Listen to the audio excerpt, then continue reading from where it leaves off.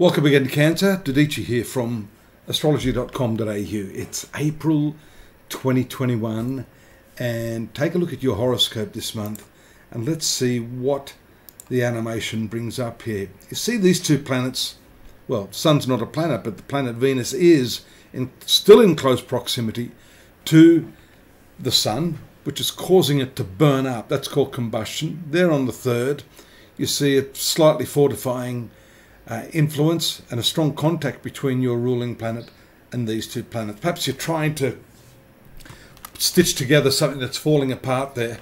A lot of communication will take place after the 4th and 5th. That's as a result of this transit of Mercury into the 10th house as well. And you can see that that's slowly building up energy in your professional area. So your career is going to be very, very important this month, and as is the benefits to your career. This 11th house to the 10th, or the 8th house, where the moon transits on the 7th and the 8th, is also going to have an impact. But more so when the moon moves into this 10th house, because that is going to result in a new moon, and that will sort of break up the energy of this combustion. Venus for you is your profits, it's your friendships, it's also your home life. It rules these two areas of your horoscope. And so the combustion, as well as creating some angst in your working life, affects those areas. Look at the new moon here on the 12th.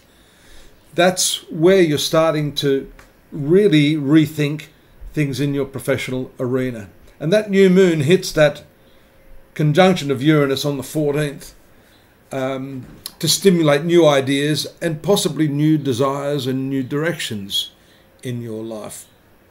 The 12th house transit of the moon, along with the 11th house transit of Venus, is an interesting one. It sort of pulls you in two directions because, of course, the 11th house is your social activities.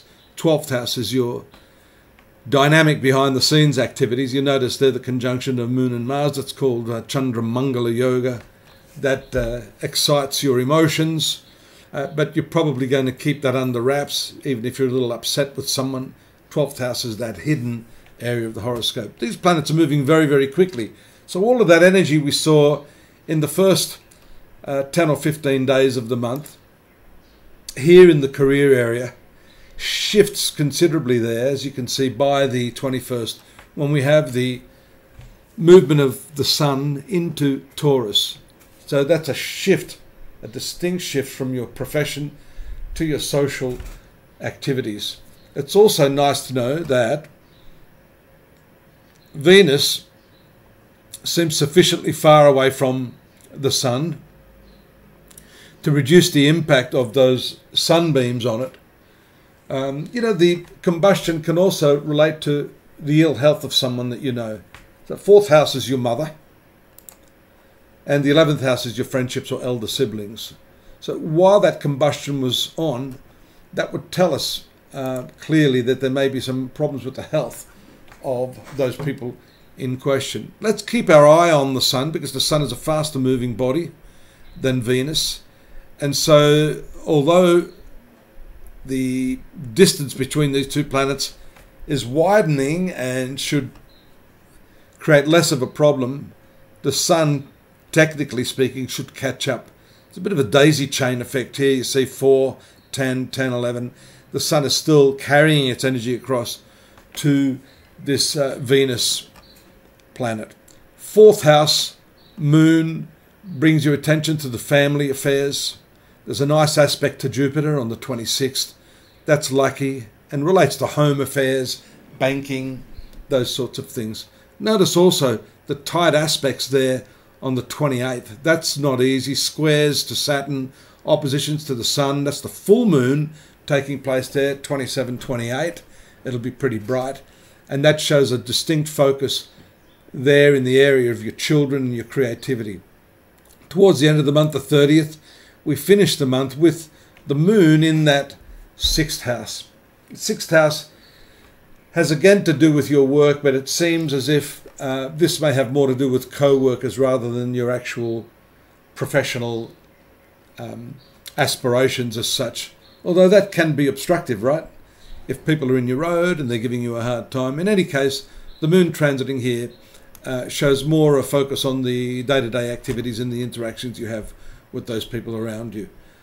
So the month finishes there, along with also this transit of Mars moving into your sun sign. This is the debilitation sign. Your sun sign is the weakest sign for Mars, but fortunately it's in the angle, and this is the planet ruling your career. You thought you were maybe going to see a complete collapse of that interest in the work and what you're planning, but that transit of Mars into this area of your horoscope resuscitates your desires and gives you a lot more energy and drive. We'll talk about that next month, because that's just early days there with Mars in Cancer. We've got the textual basis for this reading at astrology.com.au if you'd like to join me over there.